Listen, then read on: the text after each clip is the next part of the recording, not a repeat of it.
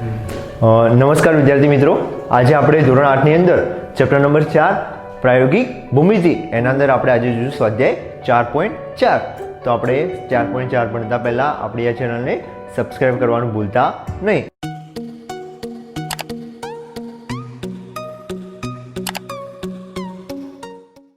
તો આપણે જોઈશું હવે દાખલા નંબર 1.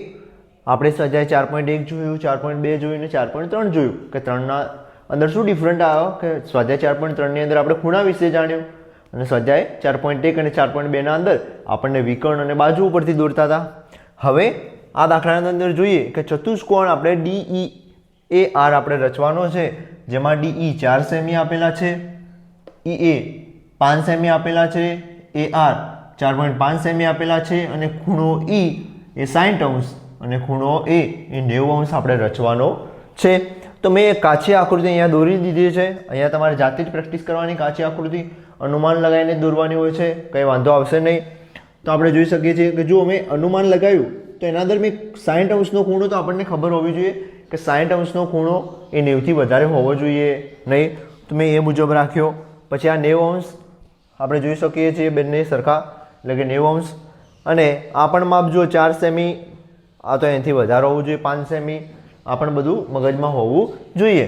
તો આપણે હવે શરૂઆત કરીશું. તો સૌ પ્રથમ આપણે શું દોરવાનું, આપણે રચનાના મુદ્દા પણ સાથે સાથે લેતા જઈશું. તો આપણે જોઈ શકીએ છીએ કે કાચી આકૃતિની અંદર સૌ પ્રથમ આપણે રેખાખંડ DE નું નિર્માણ કરીશું. તો આપણને રેખાખંડ DE કેટલો આપેલો છે? 4 સેમી. તો તમે પણ મારી સાથે સાથે જ માપપટ્ટીની મદદથી રેખાખંડ DE દોરો. ચલો, તો રેખાખંડ DE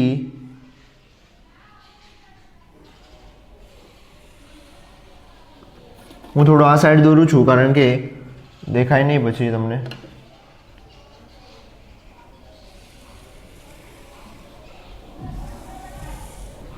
તો 4 સેમી માપનો રેખાખંડ શું દોરશું આપણે? DE. તમારે માપપટ્ટીની મદદથી 4 સેમી માપ લઈ અને રેખાખંડ DE દોરો. હવે આપણે શું કરીશું તો કે E બિંદુ એટલે કે E એ આપણે ખૂણો કેટલો રચવાનો છે? 60 અંશનો. તો આપણે 60 અંશ રચવા માટે મેં તમને શીખવાડેલું છે કે પરિકરની મદદથી તમે 60 અંશનો ખૂણો રચી શકો છો. તો 60 અંશનો ખૂણો કઈ રીતે રચવો એ તમે યાદ કરો. આપણે સ્વાધ્યાય 4.3 ના અંદર આપણે જોઈ ગયા છીએ કે સૌ પ્રથમ આપણે શું કરીશું, બિંદુ E ઉપર આપણું પરિકર રાખીશું અને કોઈ પણ માપનું એટલે કે કોઈ પણ ત્રિજ્યા લઈ અને આપણે એક અર્ધવર્તુળ રચીશું.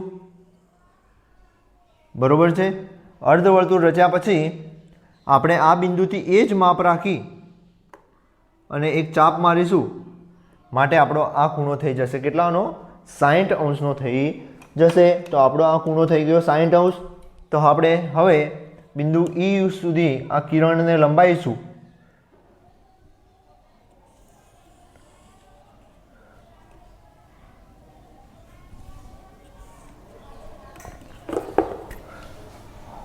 ધારો કે હું અહીંયા નામ આપું છું M.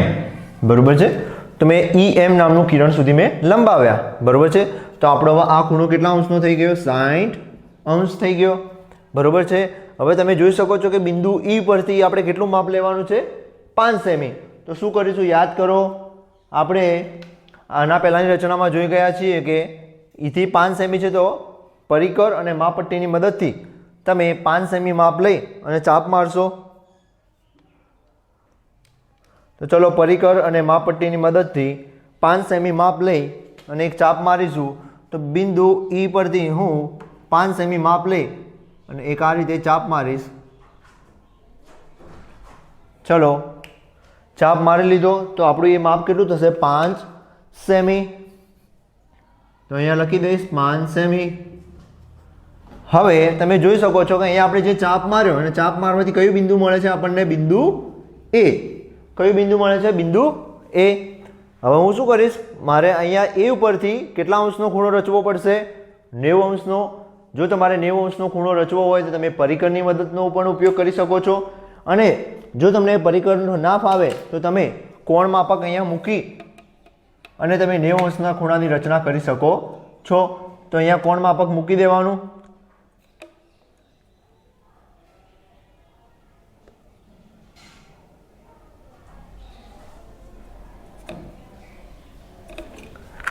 કોણ માપક મૂકી અને આ રીતે તમે 90 અંશનો ખૂણો રચી શકો છો. અને પરિકરની મદદથી કઈ રીતે રચવો સ્વાધ્યાય 4.3 ની અંદર પણ મેં તમને શીખવાડેલ છે. હવે આપણે આ કિરણને આ સુધી લંબાવીશું.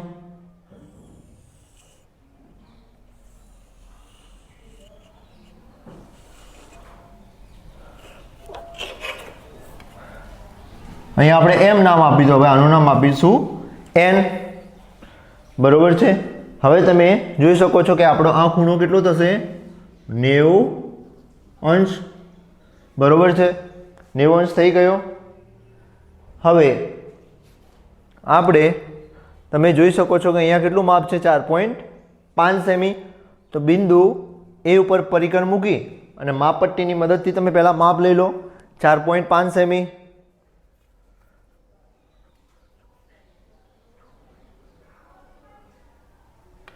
ચલો ફટાફટ.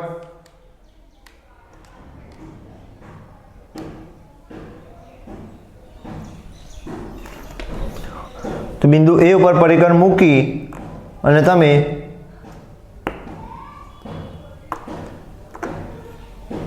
આ રીતે એક ચાપ મારશો.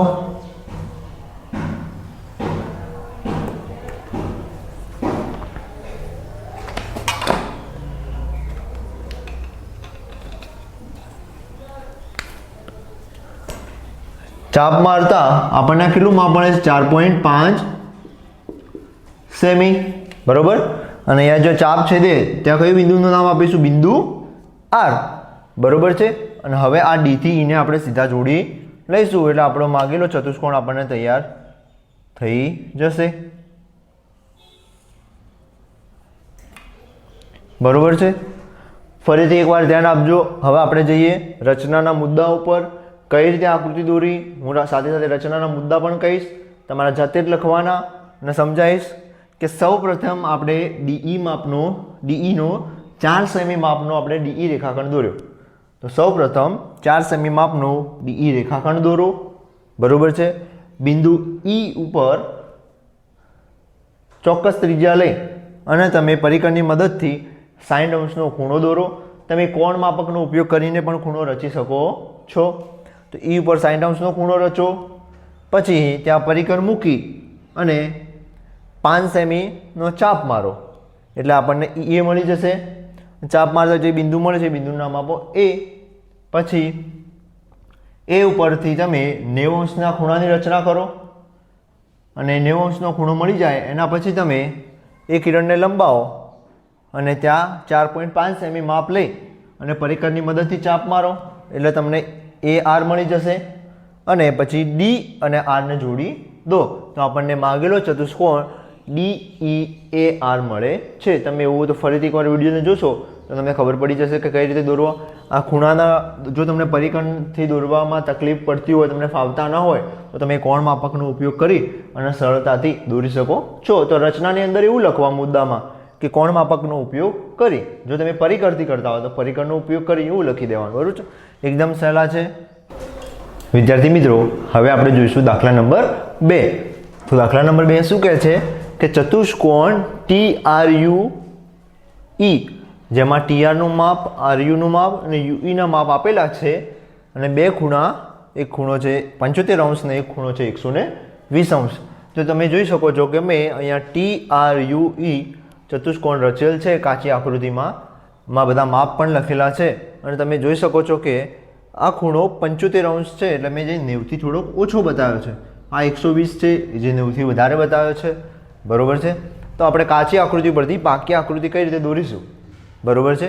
તો સૌ પ્રથમ તમે જોઈ શકો છો કે આપણે કયો રેખાખંડ દોરવો પડશે. રેખાખંડ TR. બધી રચનાઓ જેવી જ.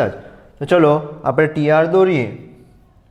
તો તમે પણ મારી સાથે સાથે માપપટ્ટીની મદદથી તમે બધા મારી સાથે માપપટ્ટીની મદદથી પેન્સિલ લઈ અને રેખાખંડ TR રચો.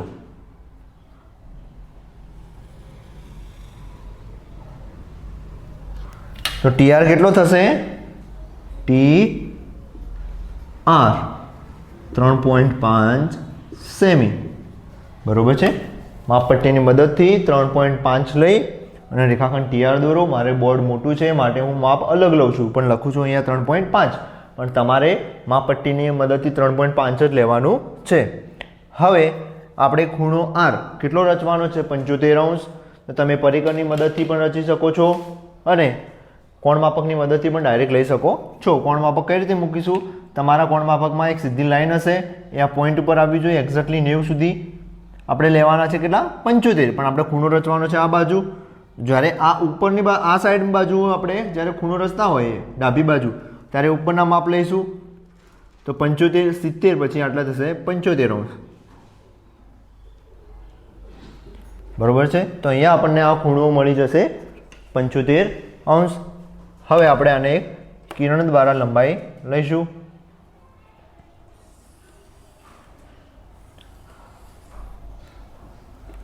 અને આને આપણે નામ આપી દઈએ એ. બરોબર છે. આ આપણે આરે દોર્યું. હવે તમે જોઈ શકો છો કે આપણો આ ખૂણો 75° થઈ ગયો. બરોબર છે. તો હવે આરનું માપ કેટલું છે? 3 સેમી. તો હવે આપણે શું કરીશું? પરિકરની મદદથી અને માપપટ્ટીની મદદથી તમે 3 સેમી માપ લઈ અને આપણે ચાપ મારીશું. તો ચલો ફૂટપટ્ટી એટલે કે માપપટ્ટીનો ઉપયોગ કરી અને પરિકરની મદદથી તમે 3 સેમી માપ લો. ચલો 3 સેમી માપ લઈ અને અહીંયા પરિકર મૂકી અને આપણે કેટલા સેમીનો ચાપ મારવાનો છે? 3 સેમી. તો આ મુજબ એક ચાપ મારીશું અને જ્યાં ચાપ છેદે ત્યાં કયું બિંદુનું નામ આપીશું? બિંદુ યુ. કેટલા સેમી થઈ ગયા? 3 સેમી. બરોબર છે. હવે આપણને યુ મળી ગયું, પણ યુ પરથી આપણે કેટલા અંશનો ખૂણો રચવાનો છે? 120°. તો ફરીથી આપણે શું કરીશું? ત્યાં કોણ માપક મૂકીશું. ક્યાં મૂકીશું? તમારે જે 90°ની લાઈન સીધી આપેલી છે અને આડી લાઈન એના ઉપર જ એક્ઝેક્ટલી આવે એ મુજબ આપણે મૂકીશું. અને આપણે ખૂણો 120. તો તમે જોઈ શકો છો આ બાજુથી આપણે ખૂણો રચવાનો છે, એટલે કે ઉપરની બાજુથી. તો આપણે 120 આટલે થશે. બરોબર છે. એટલે આપણે ઉપરના માપનો ઉપયોગ કર્યો. તો આપણો આ ખૂણો તૈયાર થઈ ગયો 120°.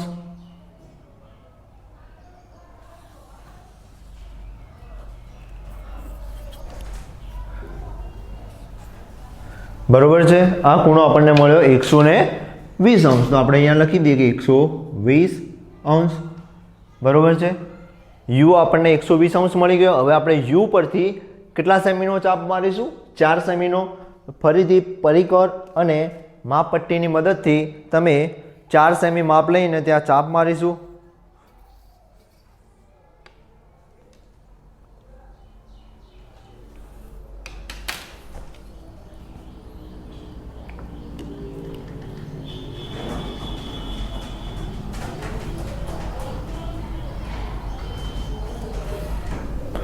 તો આ રીતે 4 સેમીનો ચાપ મારી દો.